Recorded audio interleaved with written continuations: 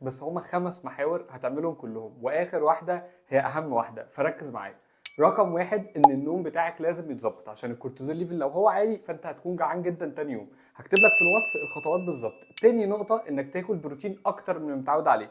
انا قلتها لك في فيديو قبل كده، لو انت متعود تحط في نص رغيف البلدي بيضتين، حط المره دي 5 بيضات، فده هتقضي على جوعك. تالت نقطه انك ما تاكلش فاكهه كتير، وما تاكلش فاكهه طول ما انت جعان.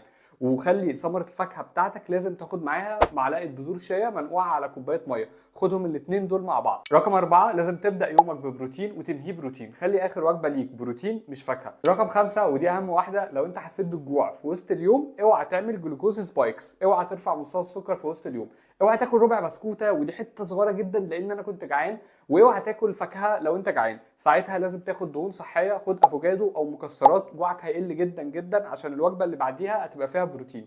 شوف الوصف لان هبقى كاتب لك كل الخطوات ازاي بالظبط.